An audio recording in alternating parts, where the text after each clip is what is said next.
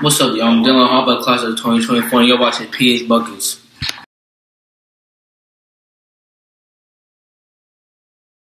Yo, what's up mga brody? This is PH Buckets.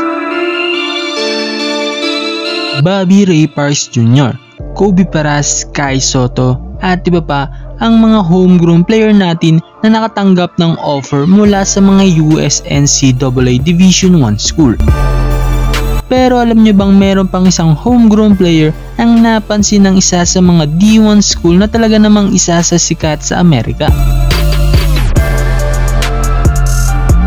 Pero bago tayo magsimula, please like and subscribe and hit the notification bell button para mas marami pa kayong mapanood na ganito mga video.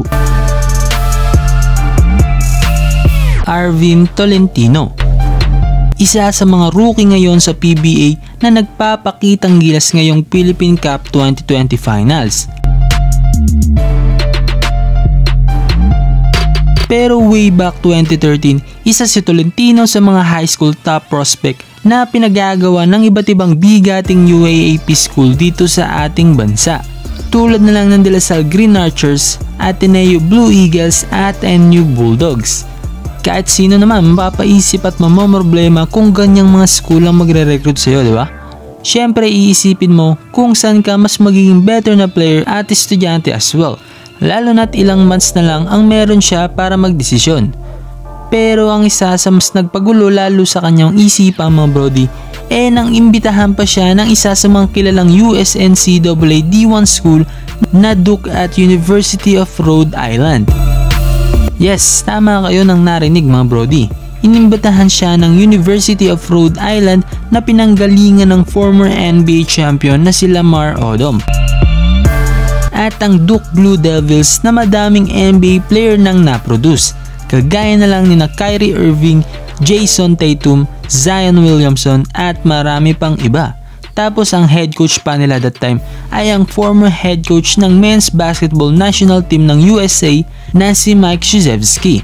Grabe lang, di ba? Ibig sabihin lang talaga nun, may nakita silang espesyal kay Arvin Tolentino kaya inofera nila ito mag-tryout para sa kanila. Na 18 years old, 6'5" forward naman nung mga panahon na yon. Kung matatanong nyo naman kung saan siya napansin ng mga ito, napansin nga siya ng Duke at Rhode Island during his stint sa FIBA 3x3 Under-18 Championship sa Jakarta. Kasama niya dito sina Terdy Ravenna, Paulo Rivero at si Kobe Paras na na-offeran din ng eskwelahan mula sa Amerika kung hindi ako nagkakamali. Ayon kay Arvin, nilapitan daw siya ng mga assistant coach ng parehong school at dito na nga siya in-offeran para mag-tryout sa kanila. Pero ito yung mahirap na katotohanan para sa mga player na simple lang ang pamumuhay.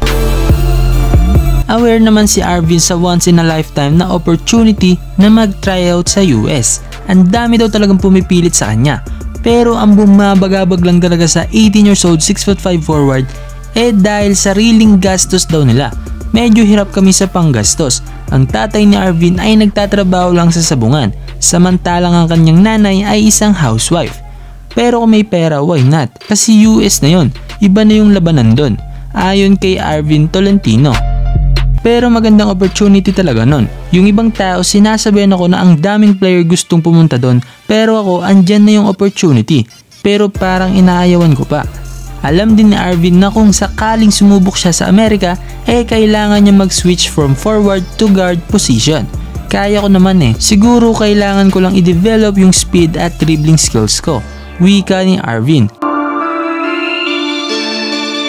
Pansin nyo sa mga sinabi niya mga brody na gustong gusto niyang sumubok sa opportunity na ibinigay para sa kanya.